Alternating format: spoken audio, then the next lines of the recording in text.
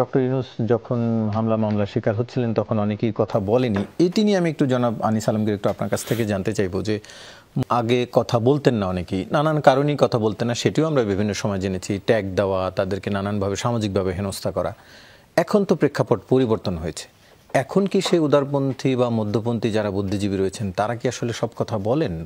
মানে কি মনে হচ্ছে আপনার, নাকি এখনো কোনো না কোনো ভয়ে তারা শঙ্কিত আছেন? না, ভয় তো আছেই।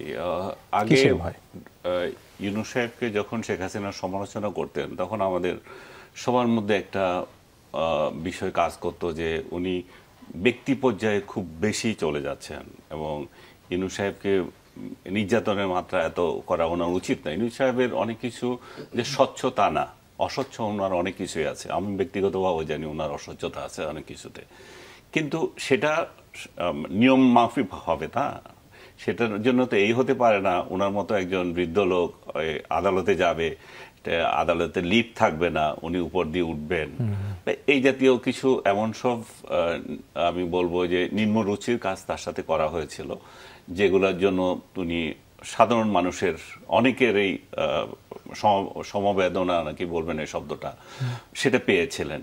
কিন্তু ক্ষমতা গ্রহণের পর আবার তারাই আবার দেখছে যে ডক্টর ইউনূসের চেহারা আসলে অন্যরকম এবং শেখ হাসিনা তাকে যেভাবে মূল্যায়ন করেছে, এখন অনেকে মনে করেন যে অনেক ক্ষেত্রে ওনার সেই আচরণগুলো আসলে কাজ করেছে। ইউনূসের ক্ষেত্রে যে কথা এখন সবচেয়ে বেশি মনে হচ্ছে সেটা হচ্ছে উনি অনেক লোভী চরিত্রের একটা মানুষ বলে মানুষ তাকে মনে করছে এবং ব্যক্তি স্বার্থকে উনি ক্ষমতা আসার পরেই বেশি গুরুত্ব দিচ্ছে। আপনি যদি খেয়াল করে থাকেন দেখবেন যে প্রথমে এসেই ওনার 1500 কোটি টাকার যে ওনার দুর্নীতির মামলার যে করফাকি মামলার যে রায় সেটা খারিজ হয়ে গেল। দুদকের মামলায় 2 দিন আগেও এটা নিয়ে আবার কথা হলো এবং আরো সহিভাবে এটা খারিজ করা হলো। তখন এত সহি হয় নাই, 2 দিন আগে এটাকে আরো সহিভাবে খারিজ করা হয়েছে। তারপরে উনি 600 কোটির উপরে, আমার মনে হয় 666 ইয়েটা ছিল, এটা একটা নির্বাহী আদেশে উনি একটা কর মওকুফ করে দিয়েছেন। গ্রামীণ ব্যাংকে আরো 5 বছরের জন্য কর দিতে হবে না। গ্রামীণ ব্যাংকের সরকারি শেয়ার ছিল 25%, সেটা উনি 10%-এ নামিয়ে এনেছেন।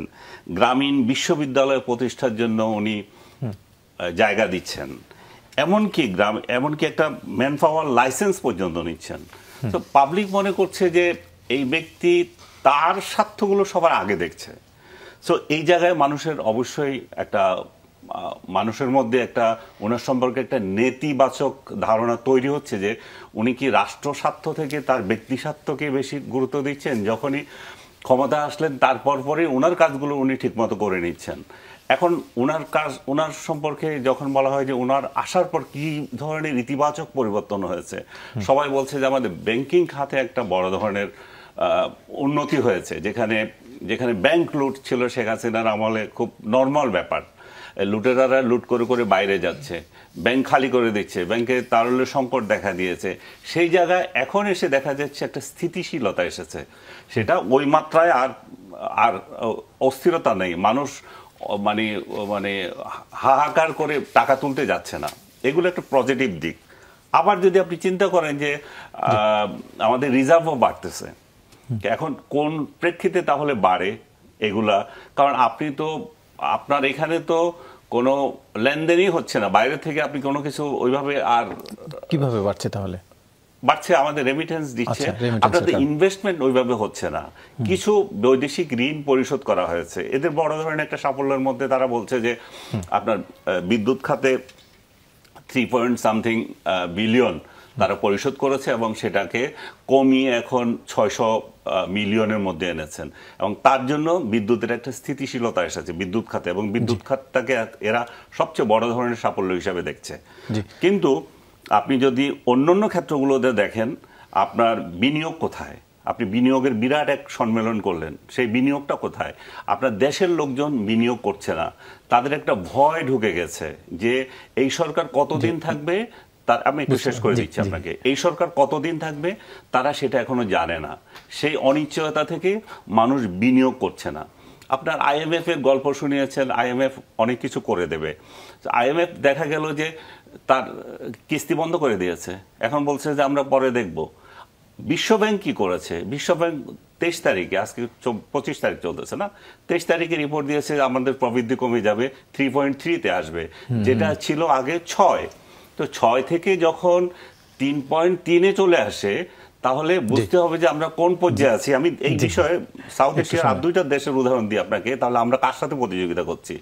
আফগানিস্তানের প্রবৃদ্ধি হবে 2.2, আবার পাকিস্তানের হবে 2.7। তার মানে আমরা সাউথ এশিয়ার মধ্যে এখন 3য় স্থানে আছি আমরা।